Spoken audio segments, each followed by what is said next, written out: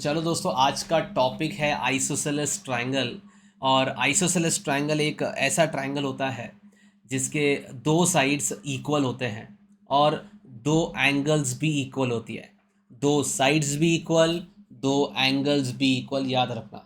ठीक है। अब आपके सामने मैंने तीन ट्रायंगल्स बनाए हैं और तीनों ट्रायंगल्स में दो साइड्स इक्वल मार्क किए हुए हैं। मतलब ये तीनों ट्रायंगल्स आइसोसेलेस ट्रायंगल्स हैं। ठीक है। क्यों आइसोसेलेस ट्रायंगल है? क्योंकि पहले वाले ट्रायंगल में ए बी, पहले वाले ट्रायंगल में जो ए बी है, पहले वाले ट्रायंगल में जो ए बी है वो बी सी के इक्वल है। ठीक है, इसलिए triangle A B C isosceles है। और दूसरे वाले ट्रायंगल में पी आर इक्वल है क्यू आर के, है कि नहीं? ये देखो, पी आर साइड इक्वल है क्यू आर साइड के। और यहाँ पे भी एक्स वाई इक्वल है वाई जेड के, इसीलिए ये भी एक आइसोसेलेस ट्रायंगल है। आइसोसेलेस ट्रायंगल में दो साइड्स इक्वल होती ही है। आई बात समझ में? ये तो चलो ठीक है, पता होगा सबको। अब आइसोसेलेस ट्रायंगल में दो साइड्स के साथ साथ दो एंगल्स भी इक्वल होती है। अब वो कौन सी दो एंगल्स होती है, एज ए स्टूडेंट हमें खुद निकालने आना चाहिए। ठीक है। कौन सी दो साइड्स इक्वल है वो तो जनरली पता होता है, बट कौन से दो एंगल्स भी इक्वल है वो हमें पता लगाने आना चाहिए। ठीक है। तो चलो बताता हूँ कैसे करते हैं। आपके जो दो साइड्स इक्वल होंगे उनकी ऑपोजिट वाली एंगल्स इक्वल होगी। आपके दो साइड्स इक्वल होंगे, उनकी ऑपोजिट वाली, जैसे ए बी साइड है, ए बी के ऑपोजिट में कौन सा वर्टेक्स है? सी है। तो सी वाली जो एंगल है वो, और बी सी के सामने जो, बी सी के सामने जो वर्टिकल बी सी के सामने जो ऑपोजिट, बी सी के ऑपोजिट में जो एंगल है वो ए वर्टेक्स पे, वो वाली एंगल इक्वल होगी। मतलब ए बी के सामने बी, सॉरी सी, और बी सी के सामने ए, ये दोनों एंगल्स इक्वल होंगे। आई बात समझ में? दोनों लाइंस जहाँ, जो दोनों इक्वल लाइंस जहाँ से निकल रही हैं वो नहीं, जहाँ पे टर्मिनेट हो रही है वो वाली। ठीक है। ये दोनों एंगल्स इक्वल है। तो चलो यहाँ पे बताओ, ट्राइंगल पी क्यू आर में कौन सी दो एंगल्स इक्वल है? मैंने कहा दो साइड्स जो इक्वल है उनके ऑपोजिट वाली। तो पी आर के ऑपोजिट में क्यू वाली एंगल है कि ना? एंगल क्यू है वहाँ पे। और इवन क्यू आर साइड के सामने एंगल पी है।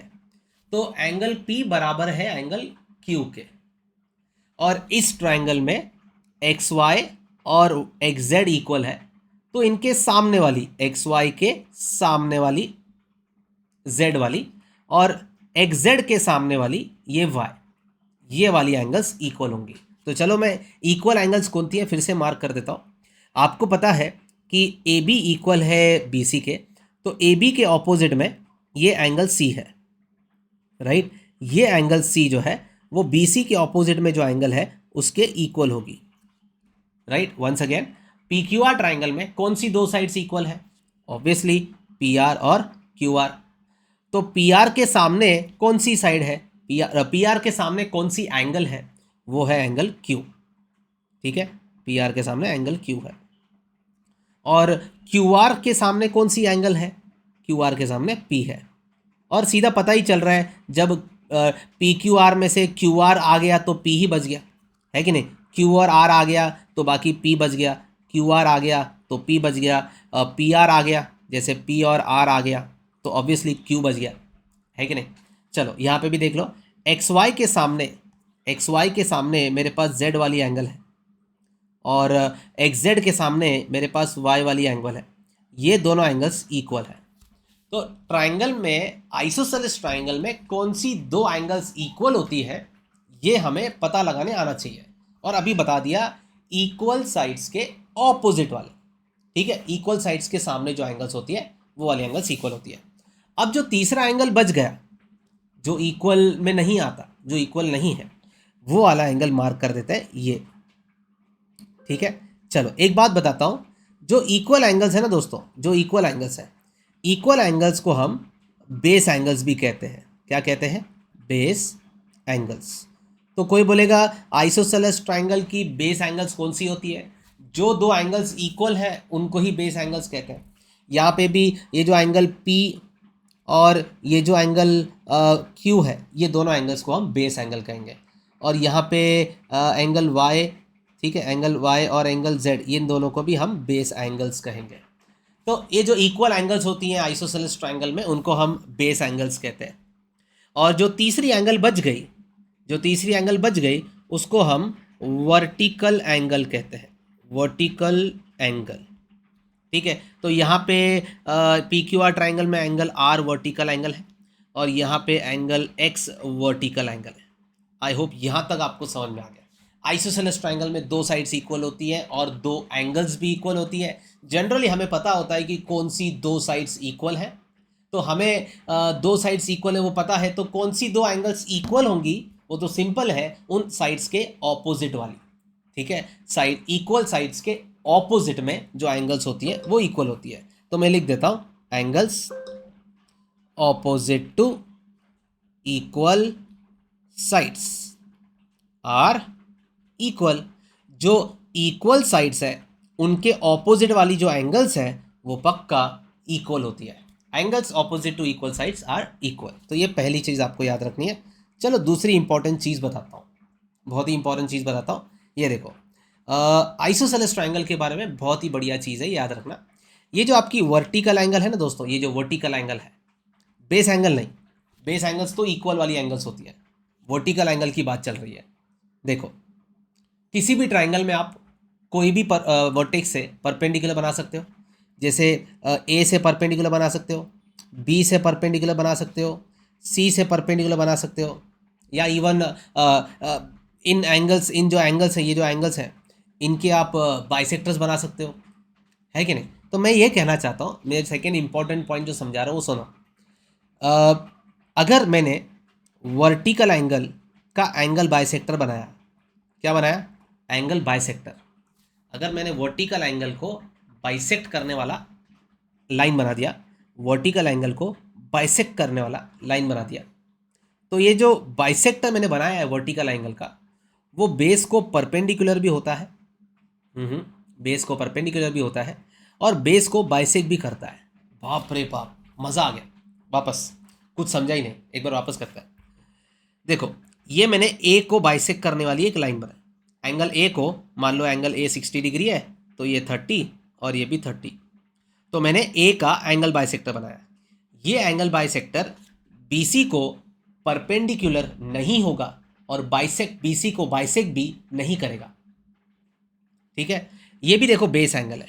मैंने एंगल सी का बाइसेक्टर बनाया, मतलब मान लेते हैं एंगल सी 60 डिग्री है, तो ये 30 और ये भी 30, है कि नहीं। तो ये जो एंगल बाइसेक्टर मैंने बनाया है, एंगल सी को बाइसेक्ट करने वाली जो लाइन बनाई है, वो तुम्हारे ए बी को परपेंडिकुलर नहीं होगी और ए बी को बाइसेक्ट भी नहीं करेगी।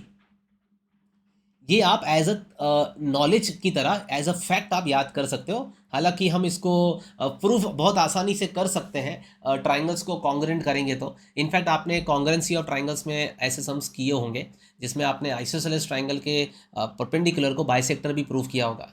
बट एनीवेज, मैं आपको एक थियरम की तरह याद करवा देता हूँ कि ये जो वर्टिकल एंगल होता है, इसका अगर बाइसेक्टर बनाया तो ये बहुत स्पेशल है। ये वाला बाइसेक्टर स्पेशल नहीं है, ये वाला भी बाइसेक्टर स्पेशल नहीं है। ये जो वर्टिकल एंगल वाला जो बाइसेक्टर है ये बहुत स्पेशल है। क्या करता है ये सामने वाली जो बेस है, सामने वाली जो साइड है, उसको परपेंडिकुलर भी होता है, उसको बाइसेक्ट भी करता है।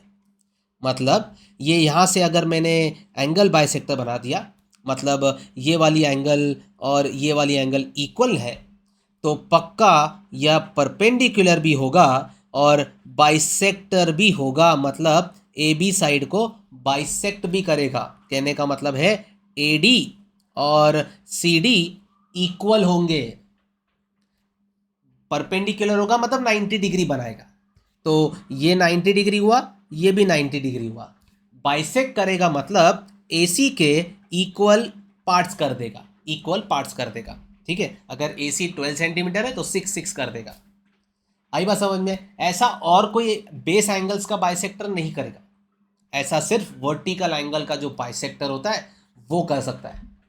ठीक है, एक और बार, चलो PQR ट्राइंगल है, एंगल R वर्टिकल एंगल है, तो एंगल R से अगर यहाँ एंगल R का अगर मैं बाइसेक्टर बना दूं, मैंने कह दिया कि ये वाली एंगल और ये वाली एंगल इक्वल है, तो अगर मैंने बाइसेक्टर बनाया है वो भी वर्टिकल एंगल का, तो ये तो बहुत बढ़िया बात है। तो सर ये जो बाइसेक्टर आपने बनाया है ये पक्का पी क्यू को परपेंडिकुलर होगा, मतलब 90 डिग्री बनाएगा, और पी क्यू को बाइसेक्ट भी ज़रूर करेगा। मतलब ये जो पी एस है और ये जो क्यू एस है ये इक्वल होंगे, इक्वली डिवाइड हुए, मतलब पी क्यू डिवाइड इक्वली हो गया। चलो एक और बार, क्या कहते हो, यहाँ पे ट्राइंगल एक्स वाई जेड में बेस एंगल्स कौन से हैं? बेस एंगल्स वाई और जेड। तो वर्टिकल एंगल कौन हुआ? एक्स। क्या मैं वर्टिकल एंगल से बाइसेक्टर बना सकता हूँ?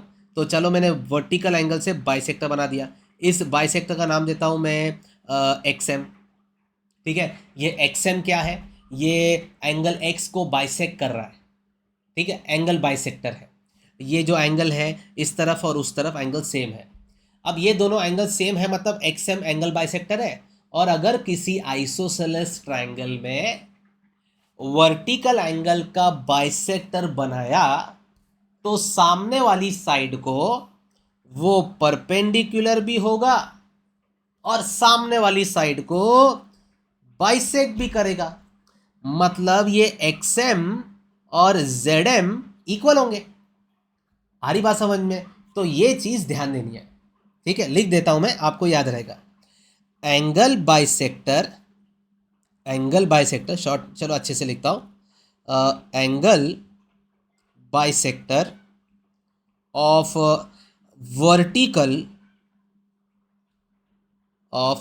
Vertical angle of isosceles triangle.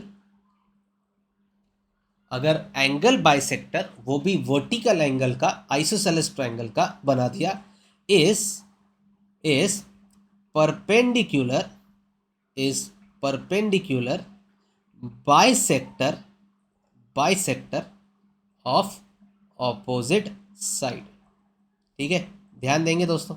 ये चीज क्या बोली मैंने कि ये परपेंडिकुलर भी होगा और बाइसेक्टर भी होगा। कौन परपेंडिकुलर भी होगा और बाइसेक्टर भी होगा? कौन परपेंडिकुलर भी होगा, बाइसेक्टर भी होगा? कौन? Angle bisector. ठीक है, किसका एंगल बाइसेक्टर? वर्टिकल एंगल का। मतलब अगर आपने इसका बाइसेक्टर बना दिया, एंगल ए का बाइसेक्टर बना दिया, तो ये बेस को परपेंडिकुलर भी नहीं होगा और बेस को बाइसेक्ट भी नहीं करेगा, लेकिन वर्टिकल एंगल वाला करेगा। ये दो चीजें आपको समझनी है इस चैप्टर को चालू करने से पहले। अगर ये समझ में आ गया तो चलो आगे बढ़ते हैं। ठीक है, पहली एक्सरसाइज जो है पूरा इस मेथड से, इस सिंगल फैक्ट से सॉल्व हो जाएगी। सेकेंड एक्सरसाइज में थोड़ी ये चीजें लग जाती है। ठीक है, चलो फिर एक्सरसाइज चालू करते हैं।